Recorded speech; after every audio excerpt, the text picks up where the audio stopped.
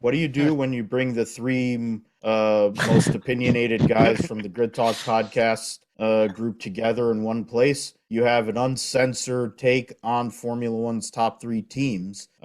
After the first part of the episode took place with two of us here, going over teams 4 through 10 currently in the championship. We invited an extra guest to go over essentially what Formula One is right now in 2022 amongst the top three teams. My name is Philip Matthew of the Grip Strip podcast, and my co-hosts and guests for today are Tom Downey from Everything F1. Hello, sir. And Carl King from the Monkey Seat podcast. I'm looking forward to this. So, figured, we had a good time, Tom and I, when we did all the other teams, kind of went off on our tangents and stuff. And this time, though, it's simple. We're going to talk about Ferrari, we'll talk about Mercedes, and we'll talk about Red Bull. And and if we have some time, we'll get into silly season discussion to see where we think or who we think is going to go to some of these seats. But I think we'd be remiss if we didn't start with Ferrari.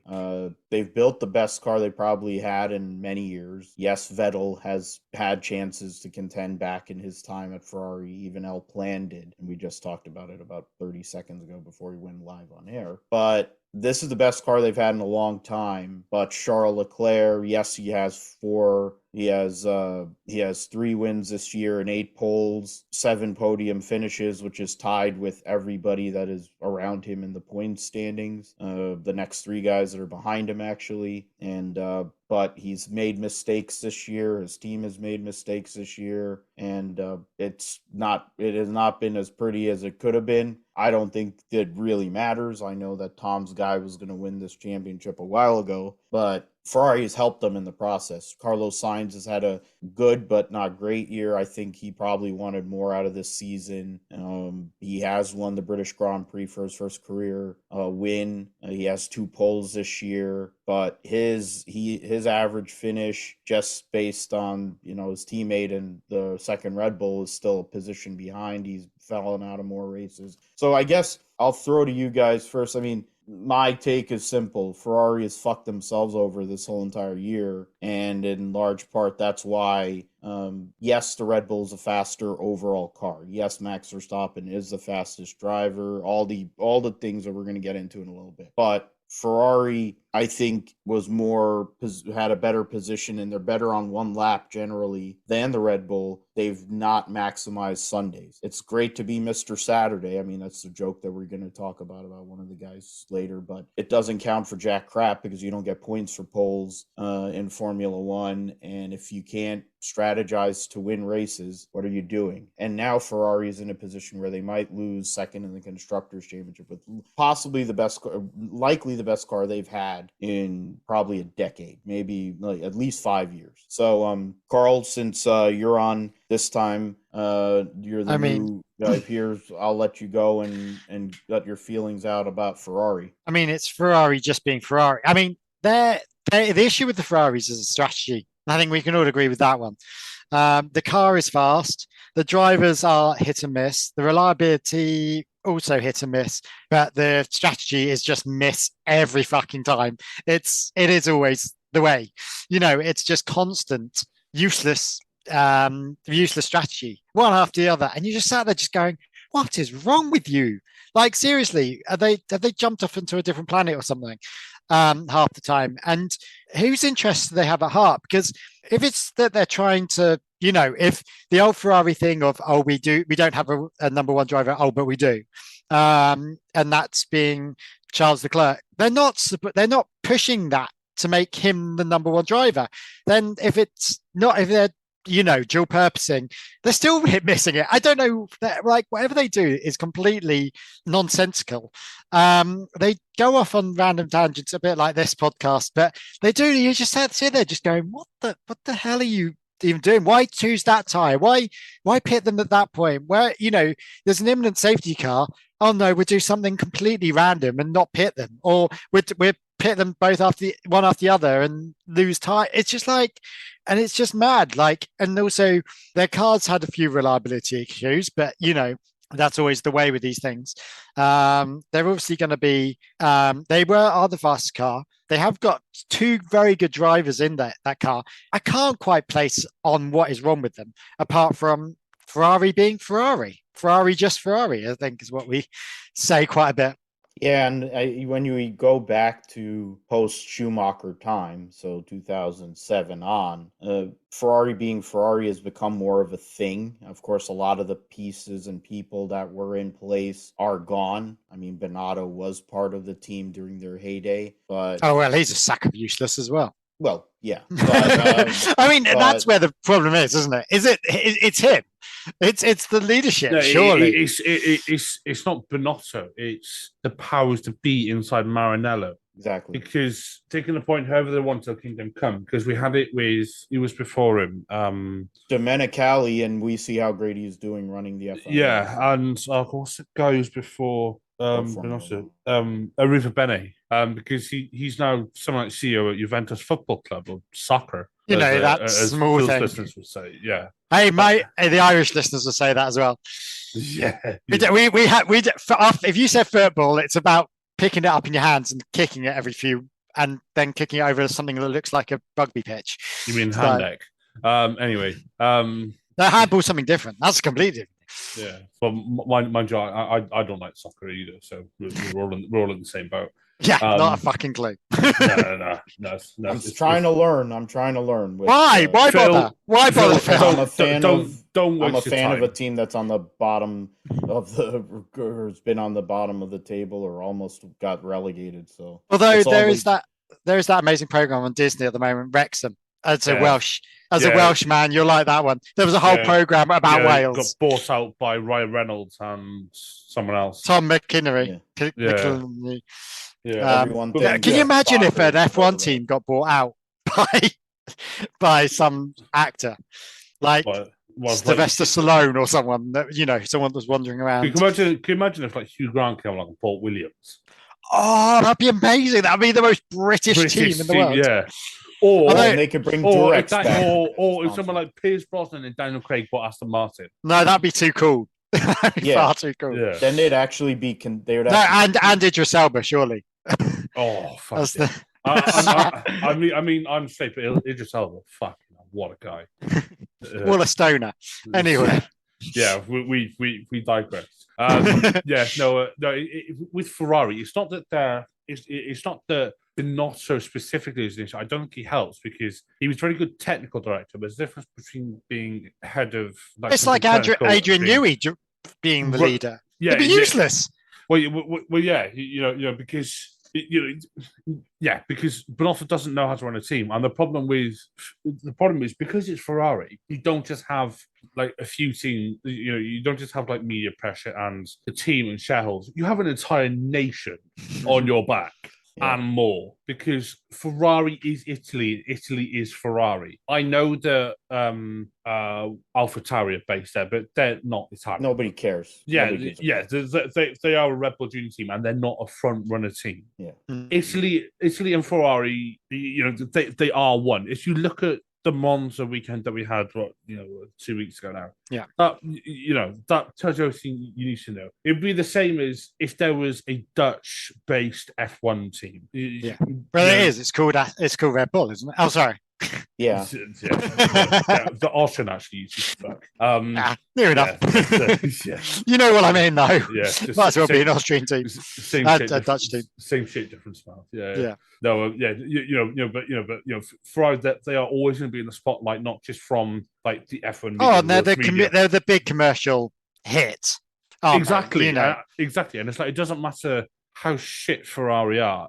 Drivers will always say, they'll always feel like there's three teams that people say, oh, wouldn't you look to drive for? Williams, McLaren, and Ferrari, because those three names are synonymous with F1. Mm-hmm. And then to a lesser extent, Renault, because they've been, like Tyrrell. No one wants to drive for Renault, let's be honest. Whatever. Yeah, they're basically Team Enstone. The Enstone team. Yeah. I mean, even Alonso's left for a third time. Mm-hmm. But yeah, no, it's I don't think that helps with Ferrari because they have so much like outside pressure and all the rest of it. But they don't know how to win. You look at them this season, and then they basically just go, and And then the strategy just goes, oh no, I got my finger stuck up my ass. Let's put Leclerc on hards when nobody else is using them.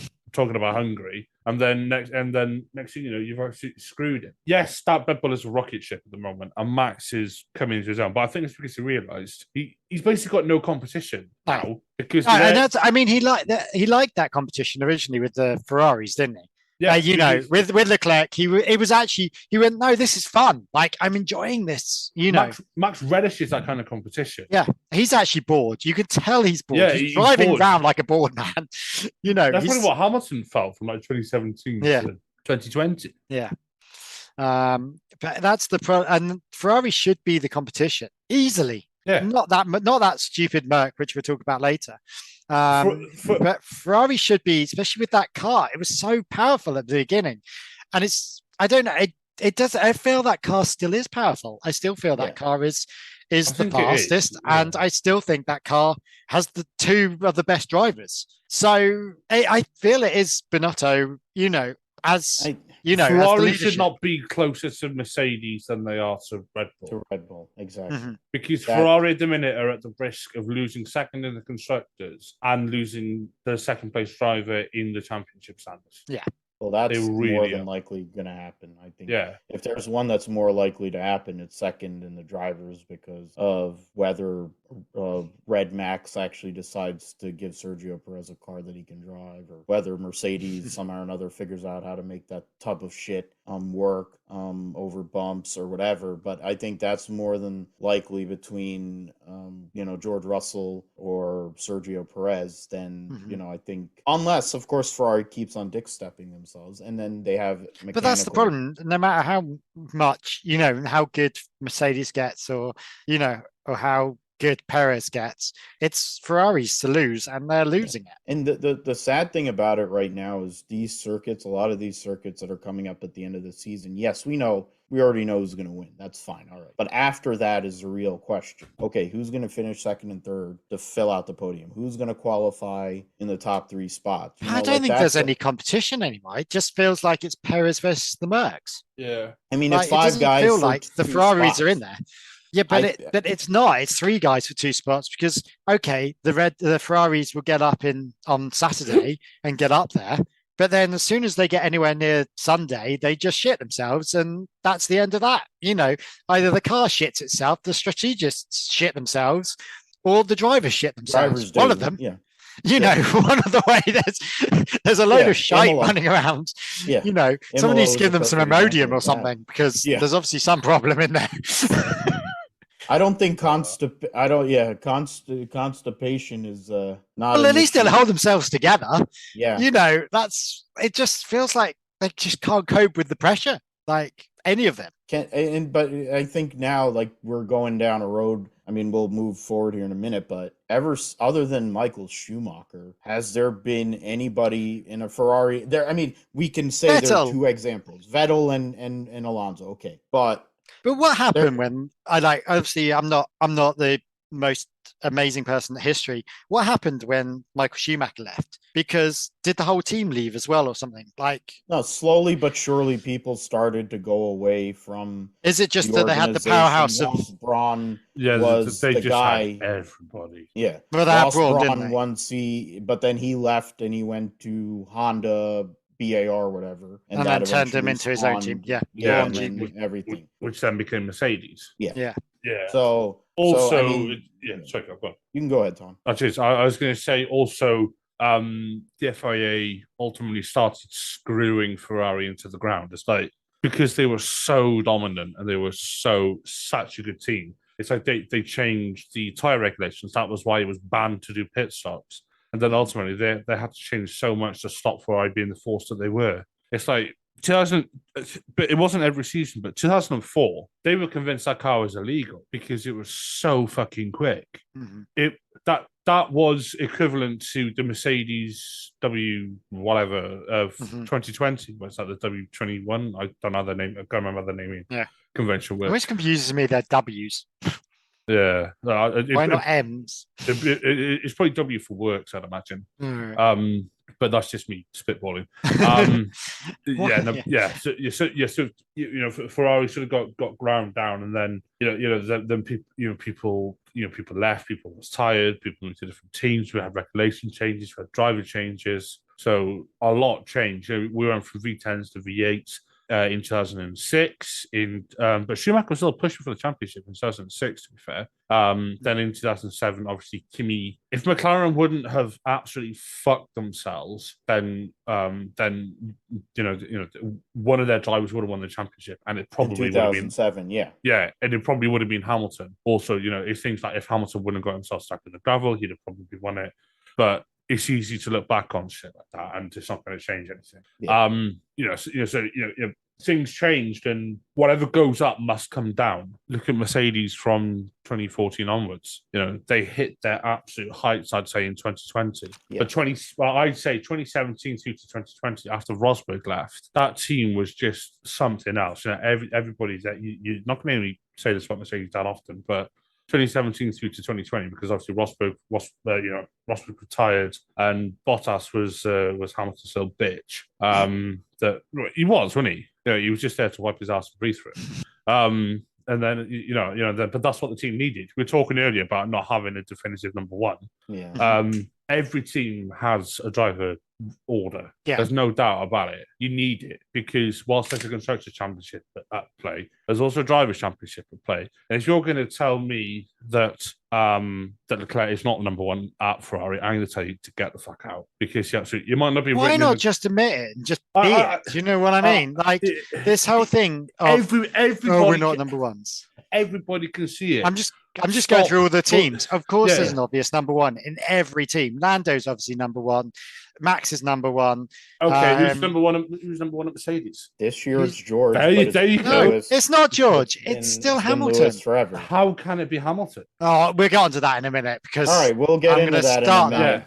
I'm going to start on that one, but absolutely. Anyway, there is still a number one. Whether we debate who it is, okay, granted.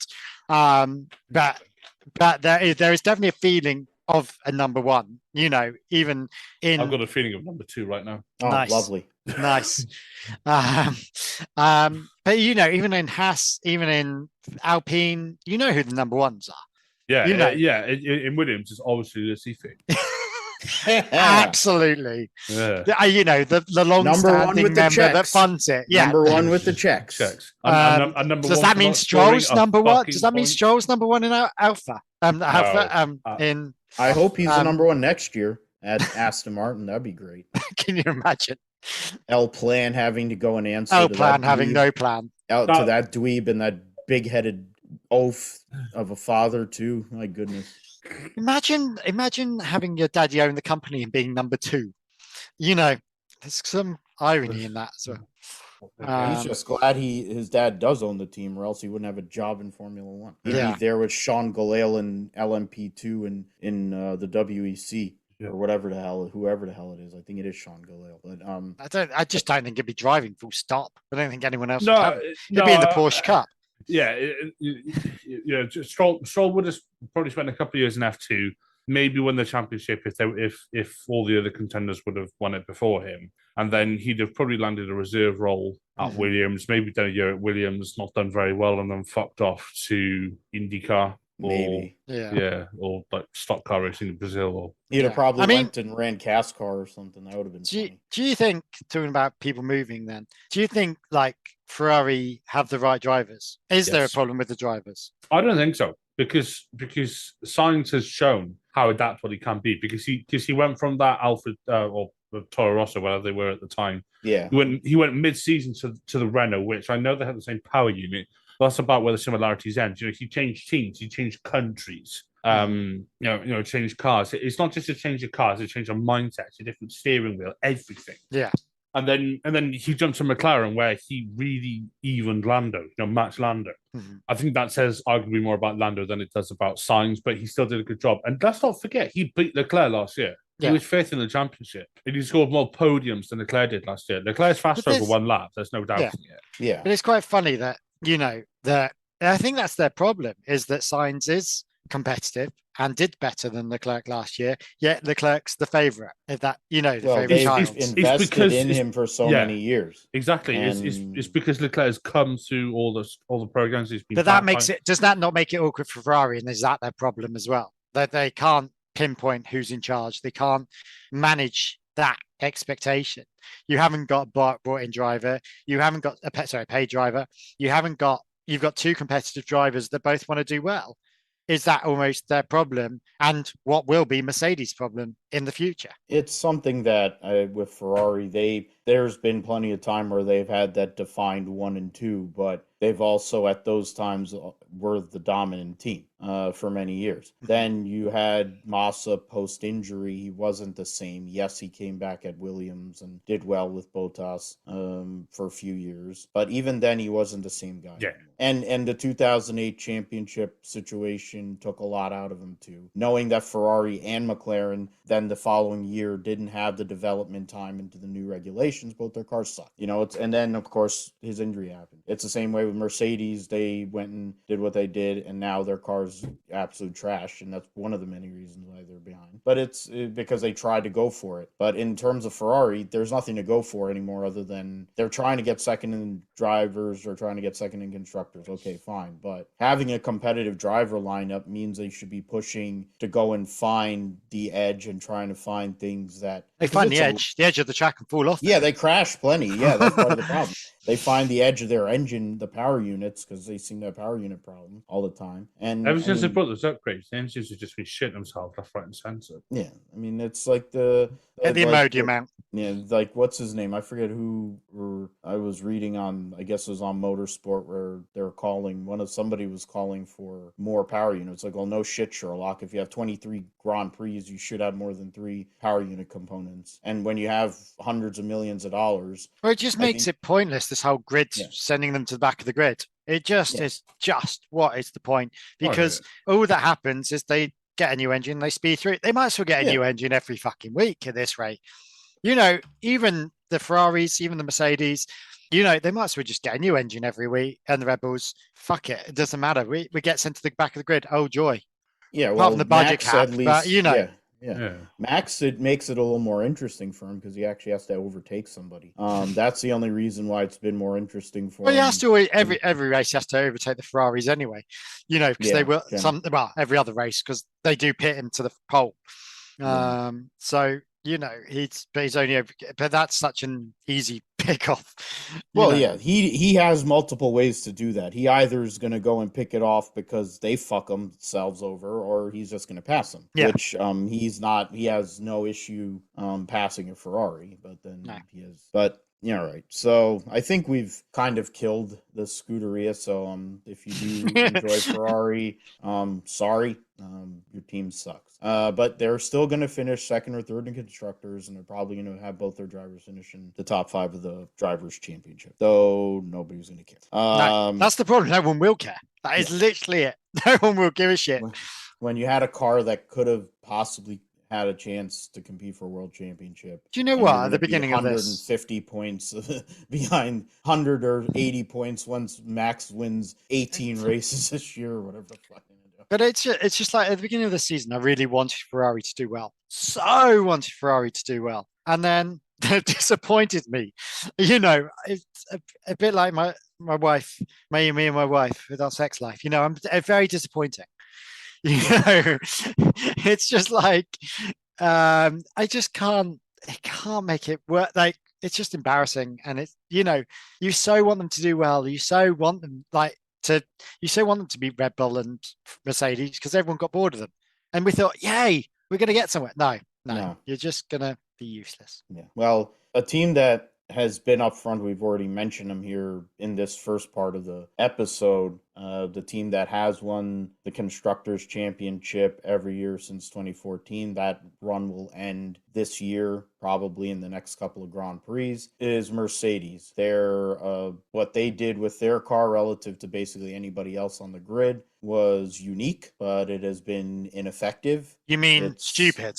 Unique's not the right word. Stupid was the right word. Okay, you can use stupid. I mean, I called it a tub of shit earlier. So It's it not as doesn't big a have. tub of shit as it was at the start. It had, yeah, the start of the year was horrendous when Lewis couldn't even get out of Q1. And then now that at least they're in there, they have a chance here and there for qualifying. But I think the more, other than the fact that the car is not good, and, you know, Mercedes strategy at times usually comes through with stupid decisions, which is one of the things that has plagued Lewis, even though he won so much during his heyday. But Mercedes and the stupid decisions have worked out. You know, bearing in mind this used to be Braun with their, you know, double diffuser that everyone thought was a stupid idea back in the day. And look how well that did. You know, This is not Mercedes doing stupid ideas, but like just being radical for the sake of being radical was their downfall at the beginning of the season with this no AirPods thing. Yeah. So that went down like a shit sandwich in the end. Yeah. It looks like the fucking pebble that it is. Do you know what I mean? It literally was sinking to the bottom. Yeah, you have a car. It looks like that picture where you fold the ears back on a dog. To me, like my son's into Pokemon or was into Pokemon, it looks like a Ditto. If you ever look up a Ditto, it reminds me of a Ditto from Pokemon. So now he's gonna look it up. So I'm googling it. Oh yes, doesn't it? That looks like somebody has driven over Patrick from SpongeBob with like a rolling pin. AKA the Mercedes. AKA the Mercedes. Oh man. Like now this is gonna be my visual once they come back. It literally looks like that. I'm glad you agree with me. When it's blue, it kind of matches their paint scheme too. Yeah. Okay. So all right. So I mean, yeah, we get it. The radical design has not worked. Now the other piece that is something that Carl is very passionate about. I mean, I know Tom's passionate about the other driver. So I figure, I guess I should just get out of the way because I'm a Mercedes fan. So I'll save my energy for the next segment. I haven't really said a whole lot so far, so that's actually pretty good for me on podcast. But I'll let Carl go off on George Russell, who has actually done a pretty good job, honestly, in his first year at Mercedes with his consistency. Latifi's consistent. Yeah, Jesus Christ. Shit. Huh? Yeah, consistently shit. Yeah, but that's what I'm saying. And he beat the shit out. He beat the shit out of. Just because you're consistent does not mean you're good. Okay, you are not doing anything special. That's what happens when you're consistent. Unless you're consistently number one, you're not doing anything special. Being consistent 5th or 4th is not clever, and is not where that car could be. That car has obviously got something now. It's evolved into something better. That's better than the Ditto Pokemon. I don't know what Ditto evolves into, but anyway, it's obviously evolved into something because that car is good. But I was just thinking about this, Tom. I know you mentioned that you and Phil questioned who is number one in Mercedes. And I think you're probably right with Russell now being number one, bearing in mind the strategy of last week, was it? But I think putting your eggs in that basket, I think he's an egotistical little shit that ruins Britain. And thinks because he's British, he's better than everyone else, possibly a British kid. He can't drive. He can drive, but he can't drive any better than anyone else. And that almost got proven, the fact that when he did in Bahrain, last season when he had to drive the Merc. Season before now. Season before, Jesus Christ. November of 20. Jesus Christ. Anyway, when he did drive the Merc, he did okay. Okay, he did well, let's be honest, and the tyre thing screwed him up, almost doing a Ferrari there. But it's not that he can drive a good, like Albon is driving just as good as he is in that Williams. I wonder if I put Albon into that Merc, whether he'll be Mr. Consistent, and Mr. Saturday, because let's be honest, Albon is just doing just as well in that Williams as Russell did. He's absolutely useless. Like, I don't think he's playing a team game. He's not even trying to, I don't know, he's not even trying to bet himself. I don't know what his plan is, because he doesn't seem to be doing anything apart from coming fourth or occasionally getting onto the podium. I'm like, well done, mate. well fucking done. Everyone else is crashing. Ferrari are having a shit fest, and Perez just can't hasn't in the moment, and you're getting thirds. You shouldn't, and you're supposedly your teammate is not the second driver. Then you should be doing better, and that's where I think he's just not. He's not anything good. He's fortuitous half the time, and he's not passing out anyone. He is a good Saturday driver. I'll give him that. Okay. All righty. Tom's not got anything to say Tell about us it. how. Here's Tell Phil. us. Tell us how you really feel about Georgie Boy. But I can understand. I get some of that. I'll also say that his boy is Lando, and he beat Lando head to head for lower Formula championships as he's went along. He's close with Leclerc. All these guys are pretty close, and I think in the grand scheme of things, it kind of speaks to where Formula One might be going. Outside of Max, the next level of Formula One, maybe that's why somebody that just came in and drove the Williams for Alexander Albon has become the next big thing for people who they want to sign him up, because the next level of driver development maybe is not as good or as strong as it was in the past. I look at Russell's performances personally relative to what Bottas had did a couple of years there at Mercedes, where he disappear and be non-existent. And I take that as a positive. The car has not been good. He didn't sit there and he hasn't slagged it. The fact is, I think he's been a good person to actually be there, because he's driven the shittiest car on the grid. So he's like, okay, fine, I'm driving another shitty car. So now he had less of an issue to get used to the car. He's also coming in as new, and the expectations Yeah, but when you drive a shitty car and you jump into another shitty car, it sort of helps. If you're jumping from a good car into a shitty car, you wouldn't be as good.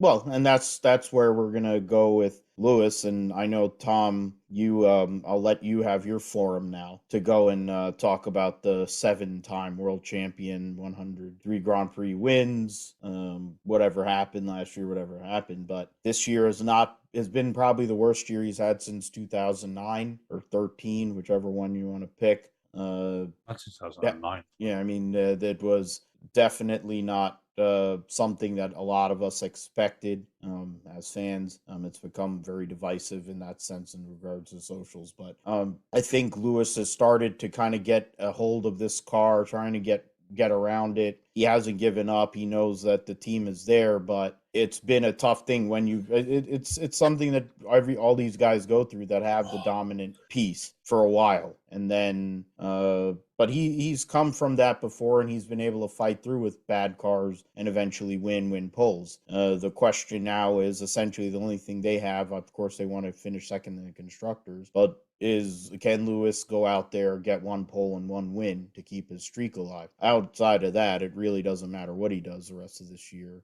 as long as he can stay healthy and be ready for 2023. You should have asked me earlier in the season. I'd have said absolutely not. Now, see, this is where I think Mercedes have a conundrum, because if they're in a position where say like Leclerc and Max crash, excuse me, and they both DNF. And then then Sainz and Perez are sort of like stuck behind, and then Mercedes find them in a position where they could get a 1-2. Who do Mercedes back? Do they back the driver who goes in front? Do they put team orders in place? Do they split the strategy? I think it depends how much Merc developed the car for the rest of the season, and obviously everybody else develops their cars. Because I think Merc have more or less halted development on the car for the rest of the season, and I don't blame them. Just shift the focus to 2023. I don't think he'll get a pole position, because the out and out 1 lap pace of that car is just not quite there. It's a lot closer than it was. I just don't think it's there. And the only reason Russell got that pole in Hungary was because Max's car shit the bed at the start of Q3. And then a couple of other drivers made mistakes, which you could say is part qualifying. So maybe depending how you look at it, but Russell wasn't the quickest driver on that day. I don't. If Hamilton is gonna get a pole position and win like from the start, it would need to be at a track like Monaco or Singapore, where overtaking is tough and you're more reliant on your strategy and your tire deck. Because that Ferrari is like having me as the fucking ballast. It's so heavy on its tires at the minute. He chews through tires. Like my ex chews through people's cocks. So yeah, God. there's an image. So it's not very good on his tires at all. The Red Bull does seem to soften his tires, But then, like that car is not right. Like the tires that are obvious choice are the problem because when that car went onto the hards, it was such a good car last weekend. what, the Ferrari or the Mercedes or what? The Mercedes. Mercedes. Yeah, it was good, but but that's almost the thing is if that car does the harder, and I'm intrigued as to I can't remember what C numbers were around, with the hard to soft. Yeah, There, I'm intrigued as to whether it is better on the harder tire tracks, and I wonder if that's something that's going on, and it's not actually good on the softer tire tracks, or vice versa. I think that is a very good point, and it's going to depend on the circuit's characteristics. Because obviously, if the circuit has higher tire deg, then they're going to bring harder tires, but those tires are going to be more pounded anyway. So it sort of swings and roundabouts. What I was trying to get to in quite a roundabout way is if what do you call them? If Mercedes can sort of sneak a pole position on a circuit where you can't overtake. Even Hungary was a bit ominous because Russell got swallowed up, and I think the only real circuit where that could happen is probably Singapore. Looking at the tracks that we got left. So do you think if Russell can put it on to a decent podium and a decent position on the grid next race, do you think that Russell will get that? Because I don't think he will. I think he'll just shit a bed and can't deal with it and go back to third or fourth. I think in theory he could. However, Singapore, I think there are enough opportunities to take a run into a driver. So you've got the main straight obviously coming to Tilton, and that's quite short. But you've then got that sort of like long run that has a bit of a kink in it. Yeah, the second DRS zone. I think he'll be a shitting duck by that point. And then I think if Hamilton got into that position, I don't think he would be a shitting duck. We saw that at and this is my point. This is exactly my point. I mean, it's that we saw that to an extent, but not to the full, deal at the Dutch Grand Prix. But it's, for me, I guess I take it in two ways. Okay, fine. Season's done. We know what mostly is going to happen. Mercedes is still fighting for second in constructors. So how does that? And I do think they will get it. Annoyingly. Yeah, I figure they will. I think they will by this point. Yeah. Yeah. Because one, Ferrari, they're just too inconsistent. Number two, if even with the fact the Mercedes power unit is probably the worst it's been in years, and the car's bad, but it's better than where it was. You have two drivers that are trying, to different extents. I mean, of course, Carl's take on George Russell aside,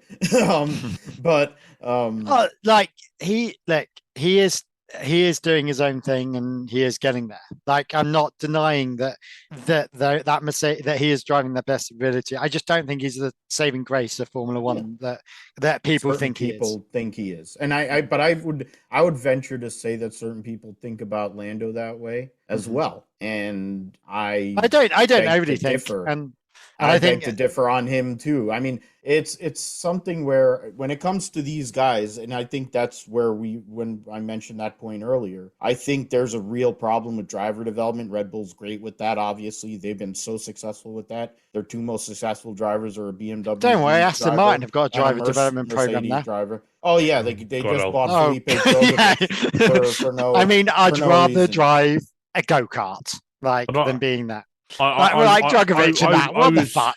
I'd rather be at Haas than be at Aston Martin. Oh, I'd be at Williams Haas. I'd be at Alfa Romeo. I would generally rather. I'd be in a cardboard box. Yeah. Literally. Well, I mean, that can be arranged, Carl. Yeah, not after today. Today's funeral day. We can't be taking too much of people in boxes. That's right. We've gotten chewing on cocks. We had other sexual reference there, and we're going and sliding the Queen. Great. This is a great one. Yeah, so Carl, here's a question for you. After all the televised stuff is done, do you reckon the royal family are going to go down spoons and have a wake? Oh, of course. Yeah. If it was, to be honest, this was in Ireland, they would have buried her about 3 weeks ago, a week ago, or whatever it was, as soon as she was dead, straight away, sorted, and they'd have all gone for a piss up. And like that's no, yeah, we'd no fuck it. We'd have had the piss up beforehand, then gone to the funeral drunk, and then carried on the funeral. Yeah, and then carried on. Like that is literally how it works over here. Like everyone is so confused as to how it's taken a week to bury the woman, or over a week to bury the woman. Yeah, I mean it's different because it's very much in the public eye and the rest of it. But although I think everyone's playing Schroeder's cat with was she in the coffin? Oh, don't get me started on that. Well, it's the let's same go way back as to Formula Jade One, with shall his we? wife too. Yeah, yeah. Let's go back to F1. I'm not going down that route. Yeah, no. What we've been talking about. I'm just lining them up for you, Tom. I'm gutted you're not hitting them down. We were talking about Mercedes and their prospects. Oh, what you mean the German team? What you mean the German team that has 2 British drivers and builds its engines and cars in Northamptonshire? Yeah, that sounds familiar. Yeah. What you mean like Red Bull, that Austrian team that builds its car in Milton Keynes and engine in wherever. Yeah. So, India probably. No, that's Mahindra. Yeah. Although they're Formula E, they just have milk floats. That's what they sound like. Sound like it. Yeah. Sound like a little child, when you those little like fan things you go, and it spins around. It sounds like one of those. I mean, we could probably imitate the sound of Formula E right now. Hey, but they can get the new Gen 3 car. You could just plug it in and get a quick charge. I don't give a shit. Honestly, if you want me to be honest, no. Anyway, back to Mercedes. I mean, there is a Mercedes team in FE, and then not anymore. They've just left, haven't they? Yeah. Now they've taken their supercar driver out as well. And then their number 1 driver is going to Formula 1 in some way. No, sorry. Have you got a point to get back to? Probably somewhere. That's just my ADHD kicking in. Now, Mercedes, I think they could win. They could potentially win a race if some things went their way. But on out and out pace, it's not going to happen. We saw it in Hungary. We saw it in Hungary on a circuit that is called Monaco without the walls, by the way. And Russell was just, he was just, Max was practically like fucking tongue punching his gearbox by the end of lap 6 or whatever it was. And then, obviously Ferrari just sort of like finger fucking their own arsehole helped with the strategy, but it was anything that helps. Anything that helps. They're not quite sure what to do. Are you sure it's a finger up there? Because I'm sure they've already got a toe up there, knowing them. We're not. I think by the way their season's gone, they've got an entire fucking fist up there. Anything to help edge over the line, eh? Prolapsed ass meat and everything. That's what Ferrari's in. No, that's just Bonotto. That's a toilet brush, isn't it? Oh. Ouch. Mercedes, they won't win a race on out and out pace. No. It's just they're just not strong enough. No. Do you think they go back next year and redesign that car, or do you think I think they're going to take lessons learned from this season and put some AirPods on it? Yeah. So whenever you say AirPods, I'm thinking of the Apple wireless headphones. Yeah, he's thinking. I'm thinking side pods. Side pods is what you mean. They're the things that bring AirPods. So I think they're going to do a hybrid of whatever, and they'll have side pods, and then because the drag, it makes no sense to me. I mean, of course, I'm no engineer, and so I don't understand. I get the power unit issues, but when you have a car with no side pods, I would assume that it would be better through the air and be slicker through the air than all these other cars, but in turn they have the draggiest car on the grid. That I don't. I mean, it makes. But then the Alfa Romeo, which blows up half the time, and the Haas are the 2 fastest cars, and half the time they're not contending. Like that's one thing Are you in some fancy league that I'm not sure about? What? With the Haas leading. No, with fast with top speeds and stuff in terms of straightaways, which is usually what the Ferrari cars do, but then they don't turn. So with Mercedes, honestly, it's been disappointing, but there is hope. but it isn't any hope for this year. It's more about 2023. They're really looking at second in constructors. But I guess we'll go to Red Max Bull. Sorry, is there another really gonna driver? no. They have 4 drivers within their 2 teams, but I think there's only one. He's going to win. He's probably going to win more races than anyone ever in a Formula One season. What does he do next? He's just going to What's keep he on do? doing this until 2025. So now, And then what happens in 2025? Like, he just keeps going. He's so after young. 2025, Like- what is he going to do? He's going to start becoming like his dad and beat women and stuff, and probably do other stupid shit and be a fish lip fuck that he is. And then, well, he is marrying into such a great family, Yeah. anyways. Yeah, the PK family. The PK, Yeah, they're yeah. just real. They're real champions of the world. The 2 of them. That's just like a match made in heaven. I can only imagine Daniel Suarez and the other sister showing up to that wedding, and then he'll be racist to Daniel Suarez because he hates people of color. So then that's a whole other thing. But yeah, I mean, I credit to him don't and think his Max will be driving. having Christmas dinner with Hamilton's family anytime soon. Well, I think that's fine because but I know that the one thing I'll say is Max Verstappen's talent is undeniable. That team has done a great job. Adrian Newey yet again has proven to be probably the greatest. But even Adrian Newey admitted he had no idea about ground effect. Like, that's not his forte. Well, like, he's an aerodynamicist, not a ground effect technician or whatever they want to call it. But he made ground effects. But then he came in in the 80s when at the end of ground effects, and when they had that was when they were Yeah, but if you listen to his book, he doesn't really get it. He's an aerodynamicist, all about downdraft or whatever they fucking called it. But he's not about ground effect. He doesn't really, and he's created this car, which really does make you worry as to how rubbish everyone else is if someone that doesn't understand ground effect is pulling out this car.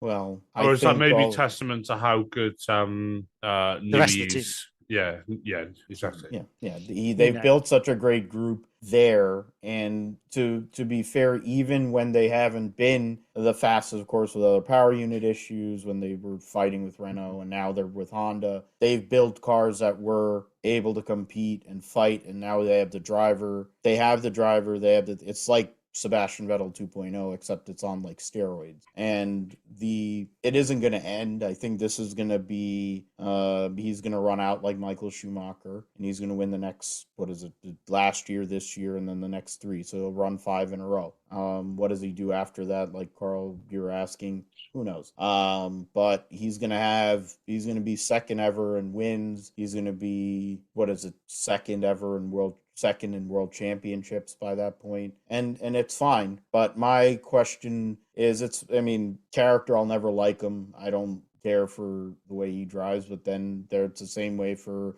Max fan, like Tom would say about Lewis. So in the end, that's never gonna really be figured out. But my question is, with Red Bull, what is your game plan? You're going to sign Nick DeVries so that he can be the sacrificial lamb for Max after they get rid of Checo Perez? Or are you going to put well, it's definitely not going to be Yuki Tsunoda. We don't have to worry about that. I don't think DeVries is going there, is he? That's one of the pieces that might be in he's play. He's been linked to the AlphaTauri scene now that the Colton Herta thing fallen through. And this is if Pierre Gasly moves. And then Pierre Gasly goes to Alpine. If they change the rules or whatever the bollocks was. But then he wouldn't go to, because there wasn't their rule. I'm sure we get onto this later. It wasn't their rule that he couldn't move because. Anyway, we'll talk about that in a bit. Yeah, but but anyway, back to Max. Your question is like, what happens next, isn't it? Really, with the second in command, because they don't even need the second in command. They could have literally Latifi driving that car around, and they would still win the championships. Both of them. It's actually embarrassing. It's who would want to go into that chair? What's the point? You're not going to gain anything unless you're going to suddenly. Who needs to go in there? Alonso, because why would AlphaTauri? No, into the Red Bull. Second Red Bull. Fuck me. No, but like, you need a Vettel, someone that doesn't give a shit anymore. That isn't there to. So you Kimi need. There's Räikkönen. either one of two people. You need one of two people. You need an upstart that's young and vigorous, and I'm not talking about De Vries because he's getting on the 27. older side. He's getting on the older side of time, and he should have. He looks like a 12-year-old, but but he's definitely older than that. And it's like you need a young upstart, some 16-year-old that's in F3 at the moment into that position that you can just let him go wild for 3 years and just run around after, because it doesn't matter what happens to him. Or you need an old boy, the Vettels, the Bottases, someone that can sit there and just watch him go round in circles. Checo is a great driver, or good driver, I think, but he needs to go somewhere else. Right? That second chair is the same poison chalice as the Mercedes second chair. Yeah. I mean, I always thought the second chair in Mercedes was poison, but it wasn't. It was just that Hamilton was so good and that Bottas was a bit shit at that point. But that second chair in the Red Bull, who's going to go in it until what's his chops? Max leaves. It's a vacant pointless seat. Yeah, you don't gain anything. Whoever comes into that second seat is ultimately not going to be allowed to race. You can't race your teammate. You're never going to win. You're going to be the developmental driver too, with all the parts. Yeah. And if they got someone in that seat who's okay to do that, vis-a-vis Perez, that's fine. But if you get someone who thinks, I can perhaps get a bit of a run at Max or whatever, you're going to get slapped down a peg. Look what happened with Daniel Ricciardo. Yeah, and that's the problem. Like, you can't put, you could almost put the Latifi in that chair, and that makes sense. That's what they have to do. They don't have a driver development. I mean, they have Liam Lawson, but he's a year, maybe 2 years away. And then after that, everybody else in the Red Bull driver development, at least in Formula 2, is not there. Deruvala's had taken a big drop. There's Iwasa's a Honda guy, so that's not going anywhere. So then what the hell are you going to do? It's the same kind of thing that happens here in America with NASCAR and driver development. But Red Bull's been notorious for destroying careers, and that's fine. And I was making the point that their two best drivers they ever had, one was connected to BMW and one was connected to Mercedes. So the only one they've ever developed that actually won anything in Formula One is Ricciardo. Mm-hmm. And they ran him out the door. And all these other Red Bull drivers, there's plenty of Red Bull drivers. You look around other motorsport series, they've done great. Perfectly fine. But if the point of having that is you want to have two strong drivers, which obviously Red Bull doesn't want that. But if you want to have two drivers, aren't you trying to develop talent to make them get them there? Or are you just doing it just for shits and giggles? So the problem with two strong drivers is you end up with the Rosberg Hamilton issue. Well, you've got two strong drivers that are going against each other. You cannot have two strong drivers. And I think this is where the slight problem is in Mercedes at the moment, is you have got two decent drivers in there. Okay, Hamilton's on the way out and Russell's on the way in. But at the moment, they're level pegging, let's be honest. And I think, even me being the Russell hater and Tom being the Hamilton hater, I think we can agree on that one. I'm not. Oh, come on. I'm not a Hamilton hater. Okay, I'm definitely a Russell hater. He's a Hamilton. Well, yeah, you're a Russell disliker. Hater, and Tom is definitely a Hamilton disliker. I'm a Verstappen hater for sure. Yeah. I don't hate anyone. Unabashed, but I think that. I think the only advantage with Mercedes this year is their car has been shit, and that's what's helped them not have the problem that they could have had with Russell and they're going to have if they improve that car. Because if they improve that car, they're going to have two drivers that are going to be competing against each other that are going to be kicking the living shit out of each other. And that's going to be the problem. And that's where the Red Bull seat has to be taken by someone useless or someone that's just happy to sit back. I don't know why. Yuki Tsunoda then. Enter Lance Stroll. But no, Stroll will want to fight because he wants to prove everyone that he's actually a good driver. Do you know what I mean? Yeah, but you can't have someone. Put it in the wall. Yep. You can't be a shit driver in that car. That's not going to help the situation either. You've got to be a complacent driver. You've got to be someone that's happy being second. You're going to have to be someone that's there for a paycheck. Yeah. You've got to be solid but not spectacular. Yeah. And that's the problem. That's the problem that Gasly had, and ironically, Albon had, was they wanted to do something in that chair. That's why I think Perez is perfect. Perez is perfect, and it's a shame that that he doesn't get looked at. I don't think he's as bad driver as No. He as he started could the be. season better than Max. I know. Yeah, he did. Yeah. So like grand, but would you want to be Perez? I fucking wouldn't. I don't want to be in that chair. Yeah, like being in that Red Bull team is fucking horrific. It really is. It's a poison chalice. Like, there's nothing to gain from it. So Checo, if I was Red Bull, I'd be tying Checo up in fucking knots to keep him there, because it doesn't matter how much money Perez asks for, just pay it. Well, they don't have to pay him that much because he brings plenty of money. But Perez is on a sponsored deal anyway now. Yeah. So yeah. Well, because they don't have options. Because they don't have options, so they have to. Yeah, they have to pay him, and they have to. Well, and whatever he's the going to deal sit is. there and be Rubens Barrichello. I mean, he's essentially Rubens Barrichello. I mean, the difference is Rubens Barrichello came in on talent and speed when he first came into Formula One, but eventually got to that spot in Ferrari because he wasn't a douche like Eddie Irvine. And he was able to go and be the domestique. In this case, Sergio Perez comes from being a ride buyer with all the Mexican money, Carlos Slim money, goes to Sauber, does a great job with them, and they're able to compete. He goes to McLaren, that blows up. That was one of the last things that Ron Dennis did, which basically ended him. He never really gave him a shot. Goes and drives for whatever now, the Stroll F1, but has become Stroll F1 and has a really solid, run. He was gonna not have a ride in Formula One after he won that race, that Sakir Grand Prix that we were talking about earlier. And Red Bull saved him. Why? Because Red Bull has no option. And Red Bull, because which is ironic, because they're the one with the decent driver program in theory. Supposedly. In theory. Well, no one else got Ferrari have got decent driver, and Ferrari's got a Williams has got an all right one. Ferrari and Alpine are the other two that definitely do. I know Mercedes. And Williams has, ironically. Yeah, they have two guys that, and we're going to talk about that here in a minute. But yeah, I mean, for Max, it's about records and trying to, I guess, see where he wants to be in regards to trying to open himself up to maybe be a little better in certain areas and maybe improve as he gets older as a person. But improve what? What's he going to like? Well, I'm talking about away from the track. I already know that the guy is basically pretty much there. This season has proven that. But there are things that he can do knowing that he's going to have to be he's going to have to represent the sport and be a positive force instead of a negative.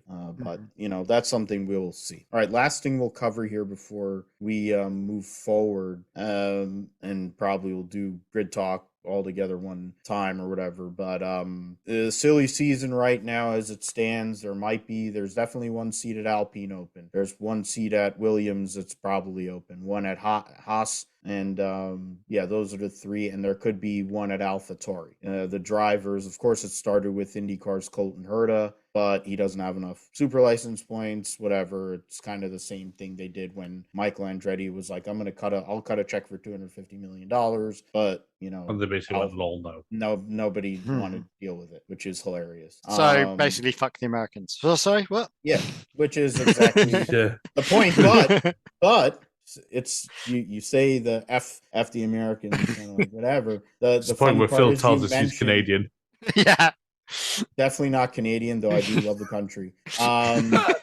And there's plenty of fun to be had there and plenty of good beer. But Logan Sargent, who is a Williams development driver, Carl was talking about that. Zach O'Sullivan's a part of their program. They have other drivers that I think, Tom, we talked about, last episode. But there's a chance, of course, with what happens at Abu Dhabi, that Logan Sargent could be that guy, and it could be the first American in a full-time Formula One seat since Scott Speed in 2006 with the Toro Rosso team, which would be a positive.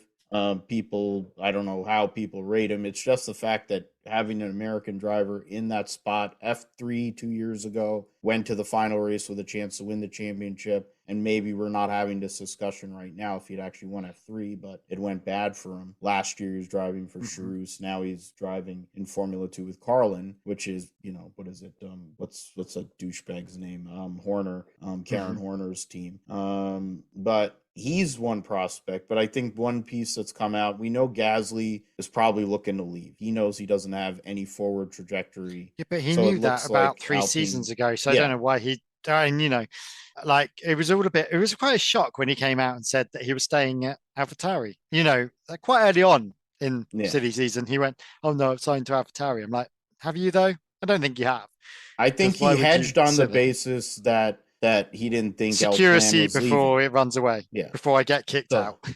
but instead, now that he knows that Alplan left, okay, I can go over there and have a fight with a guy that I don't like. In Esteban Ocon. Viva La France. Yeah, so that'll be great. I guess the talking points are, I mean, they're for the Haas seat, it's not as it seems like people are talking Giovinazzi, makes me nauseous. Why? Just because it's Ferrari and that's linked to Ferrari. Is that literally the only link? That's the only justification. I mean, Bobby Schwartzman, with whatever country he comes from, might, depending on how he does in his 2 FP1 sessions, they might come up with an idea to put him in there. I just don't know. Yeah, I mean that seat, I think, of the seats that are left, it's Nick DeVries now after one Grand Prix with Williams. Do you think he'll be back out in Singapore? I think he will be, because there's no way in hell Albon's going to be recovered. Like, yeah, he fucking nearly died, the lad. Yeah, he did die officially, didn't he? Well, you got stopped breathing. You got transferred to ICU, and he had a tube down his throat. Yeah, he stopped breathing due to that's not something you come round up after 4 weeks and put yourself into a Formula One car. Yeah. And at that point, to you're fly probably halfway taking across the the 2 races. Yeah. And then, you're going to have to do back-to-back races. Is the best shot for them is for him to sit out those 2 races and then come back. Singapore, yeah. At Austin, why would you not Mexico come City. back in Mexico? Yeah. Yeah, Austin beforehand. Yeah. So I mean, I guess with Nick DeVries, I mean, now every one of these teams is trying to get a hold of him. But the reality of the world is he was the Formula E champion a couple of years ago. He's been within the realm of Formula One testing for all these years. Why all of a sudden, just because of what he did, bless you, that he's the flavor of the week. There's guys that have been in Formula 2.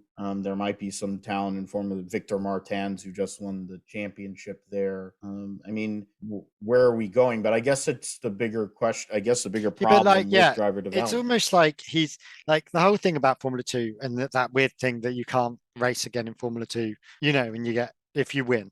I find a really crazy rule. But anyway, like it doesn't create that as a separate championship. It just creates it as soon as you win, you're fucking at a loose end. Because the fact that you've got De Vries floating around, my worry is that De Vries feels like the new Hulk. Do you know what I mean? Completely pointless and looks like the shiny little piece of metal, but actually, he's a bit of aluminium and there's plenty of him. It doesn't feel like he's anything special. And just because he's done one race, it's like it literally is like George Russell in the Mercedes. It's just like, well done, but you've got to now compete in the real world, and let's see how that actually is. He's, fair play on him for doing so well this weekend, but I don't know why he's such a now golden boy, or why but he's been there for a little while. He's been floating around that Mercedes garage a lot more in the last few weeks or few races even. I started nicknaming him Mini Toto because he literally looked like Toto Wolff with his coat wrapped around his shoulders and sat there with the headset on. He looks like a mini Toto. He is a mini Toto. He's exactly that, and I'm not talking about the dog. But I just don't get why he's flavor of the month or what has happened. Someone's doing some good managing, and I don't know who his manager is, but someone's doing it very well. He's always been decent. Decent, yes, no one's denying that. Special as now everyone suddenly thinks he is at 27.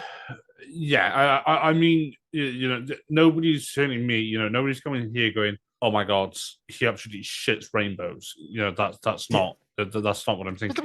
But it feels like it. The way everyone's going, "Oh, he's going to be here." One-eyed Marco's AlphaTauri, or he's going to be a Merc. Williams. I mean, he's been linked with Williams. He's been linked with AlphaTauri. I'm sure there's a few others I'm surprised he hasn't been linked with Alpine at this rate. I think he Just has. about, Yeah. just about everybody else has. I think the thing with That's McLaren. yeah. I think the thing with De Vries is because he's not come straight out of F2 and sort of like being hey guys, he was in F2 for 3 seasons before he won. It's 2019, I think he won the title. He went into F2 in 2017. I mean, he won F2 and he won Formula E.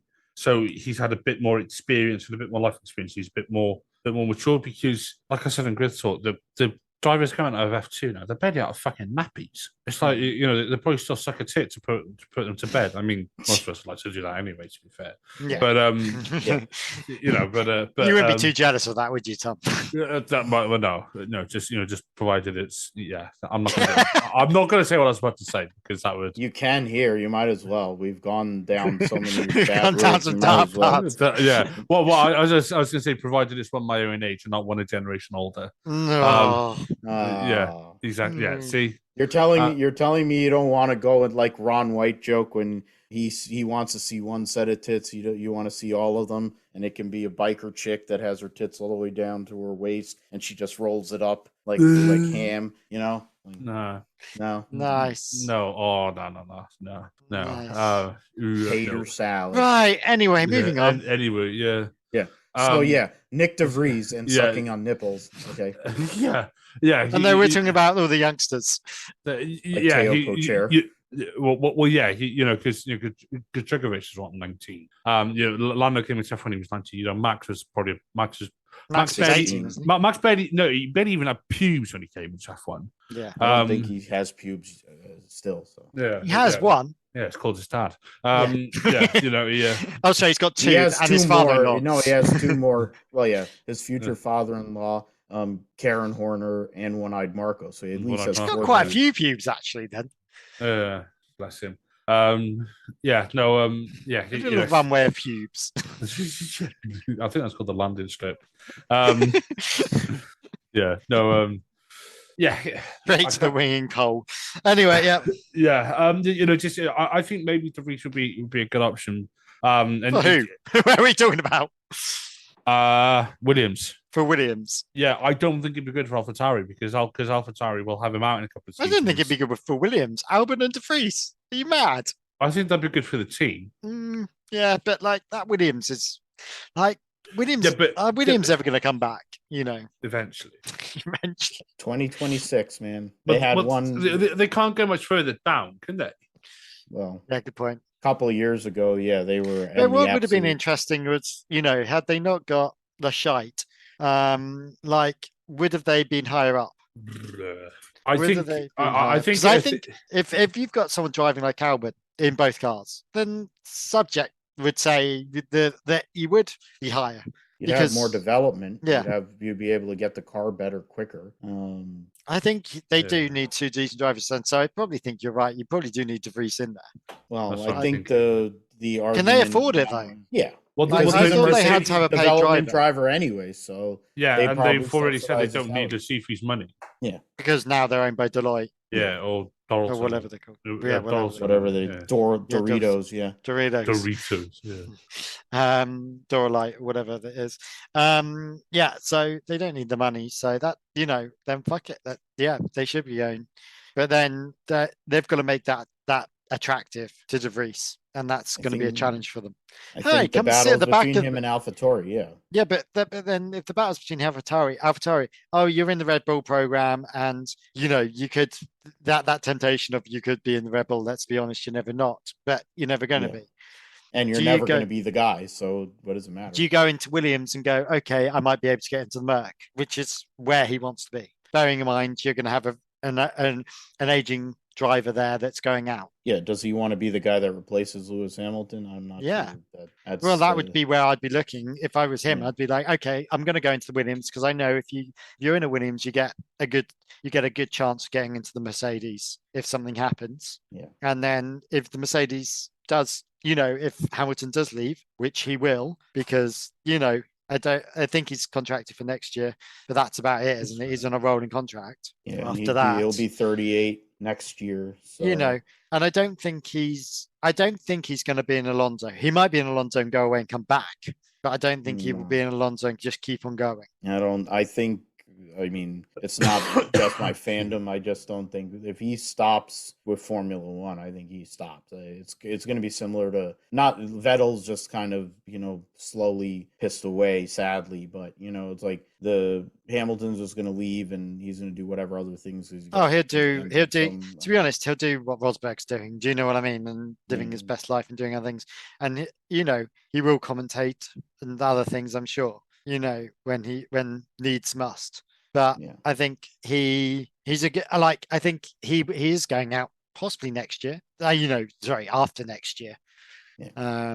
And I think if I was De Vries, I'd definitely be sat in that Williams chair. Bearing in mind that Williams chair could also be a McLaren chair. Yeah, I mean, I think I think right now that the Williams choice is between either De Vries or Sargent, barring whatever, how many points, as long as he finishes in the top 5 in the F2 championship. In terms of AlphaTauri, it looks like Gasly is wanting to leave, or they want him to leave, or he wants to leave, but they need to have a backup plan. Who is their backup plan? They don't have Colton Herta, at least not for another year, and they're not trying to hedge to get him into FP1s. So the notion is they're going to go for De Vries. Other than that, if they don't do that, then Gasly stays, and then Alpine is still stuck for a driver. And then it becomes, Hülkenberg, you brought up earlier. There are other drivers that used to be in Formula One that basically washed out. I mean, there's a few drivers. I mean, I was going to talk about it here on my show later. I mean, Sargent, Herta, I mean, like there's a few others, but the Haas seat is also somewhat curious to me because they don't have a full connection with Ferrari, but they have connections with Ferrari. And if they're going to bring back Gio after as bad as he did in Formula E, that'd be a massive mistake. And then on top of that, he wasn't that great last year for Alfa Romeo either. I don't understand. You're getting rid of Schumacher to get? Yeah, they're getting rid of Schumacher to get Antonio Giovinazzi. What's the point? Which just seems mental. Like, no one's saying that Schumacher is Schumacher.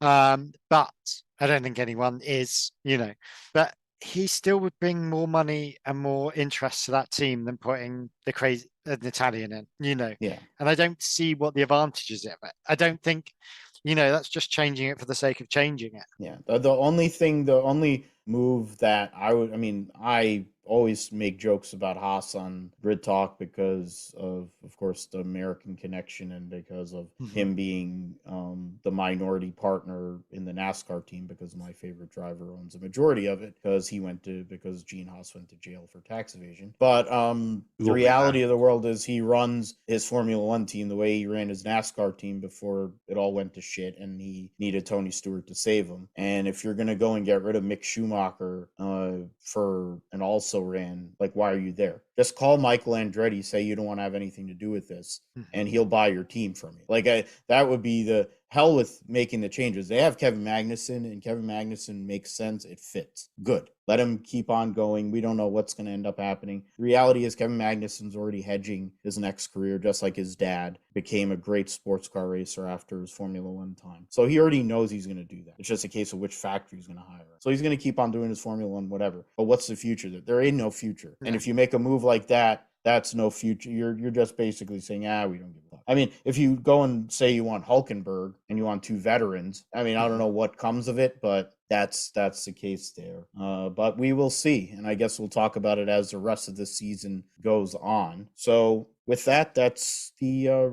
uncensored recap of Formula One so far in 2022. I'll let you guys go and promote your where you're at, what you do. Tom, everything F1 is basically everywhere, literally. And you've got plenty of people on your crew that contribute not only on the Grid Talk side, but in general. So tell us about your deal with everything F1. Yeah, so everything F1, you can find all the Mandems on social media, the handle at JoinEF1. That's Facebook, Instagram, Twitter, TikTok. I think you're on TikTok. Do you do some funny dances, Tom? Look at me. I do not do that. Yeah, no, no, they do like like shorts and all that stuff, because the youth of today have an attention span of about 0.7 milliseconds. I know you do wonder how they would watch a whole Formula One race if they have an attention Oh, span of TikTok. they just fucking wouldn't. I mean, mine's bad enough because It's not really the captive audience, is it? No, exactly. This happens when you let Americans run things because they've ad breaks of 5 seconds. No offense, Phil. And I've been to an American basketball game. It's just like every 5 seconds there's an advert. Yeah, it's a bit different over here. But anyway, so you can find us across all the socials. Website, everythingf1.com, YouTube, search everything F1. We're redoing the channel, so that's starting up nicely.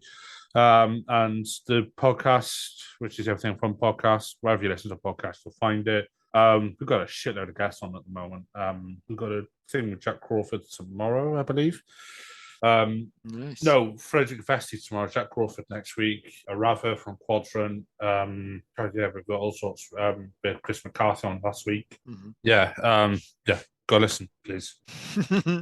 Please. Not that I'm ever on it, because I'm almost always working during the week. Mm-hmm. All right. So, yeah, plenty of people to see and hear from, and also plenty of content to read on Everything F1. And you will see some of the people, not only Tom, but I'm forgetting some of the other, Sophia. You got other people that come on from the crew there. So great work as always, and thanks for coming on. Carl, you're one half of the Monkey Seat podcast. It's a lot like the Grip Strip podcast. Yeah, we got told that by George, didn't we?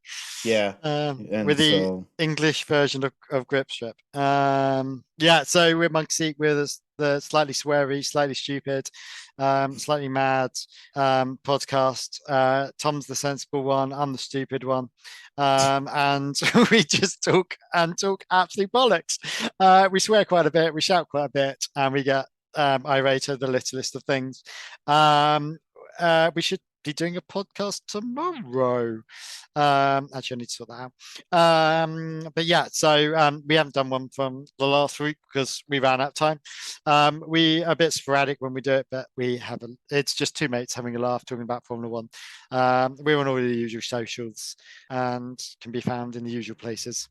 Apart from TikTok, because we're not called a young like Tom is. Well, yeah, TikTok's not something I'm going to be doing anytime soon. It's enough that I'm on social media as it is. It's not great. For me, we're on the Grip Strip podcast, and myself and Josh are fine, and we'll be doing our next episode in a few hours. So you might be able to get a 2-for-1 special here, crazy F1 talk here with this episode, promoted through all our channels, and then you can hear episode 135, which will cover all things in the world of motorsports. So you go over NASCAR, IndyCar, Formula One, like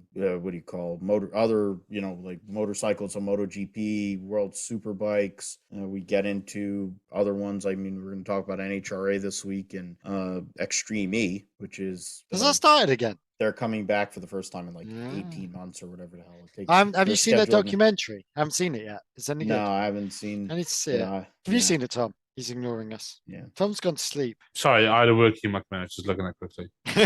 Have you seen the new Extreme E documentary? No. I think it was on Prime. I'm gonna have to Google it. I think I saw a new Grand Tour thing on Prime. So I watched that. Yeah, now I watched that and oh god, what did I do with myself? What? You know, Clarkson was driving that RS4. Yes. Mm-hmm. I just bought an RS5 after watching that. I went on Auto Trader and I found one in Cardiff, and I'm going to collect it tomorrow. So what's happening with your Beamer? I've sold it. Jesus. How old's the RS5? 2014. 2015 actually. So it's a bit older, but it's a V8. And I've always wanted a V8. And I've always liked that RS6. And I'm just like, why do I do this to myself? Yeah. So you've got rid of the Beamer, and now I've just bought a Merc. Well, I've had 4 Beamers. Yeah. I've had a 3 Series, 4 Series. I've got an M4. You're not going to be a big, massive wanker anymore. Oh no, I still am. I still am. I am true to my core. Yeah. Is this because Audi are also entering F1? No. You see, if I could fit in a Porsche, especially after the Porsche got in bed with Red Bull, obviously I'd have one. But you fit in a Panamera. Yeah. Panamera. Yeah, Panamera. sure. Yeah. I mean, I wouldn't fit in the 911. I'm far too big. I was built for comfort, not for speed. I am sure Hey there would be now. bigger people that have got in and out of a Porsche than you. Oh yeah. I'm But sure. yeah. I'm sure there's some crazy oligarch somewhere that Oh rolls god, out those things. yeah. But, I'm talking about like a 911 GT3 or something.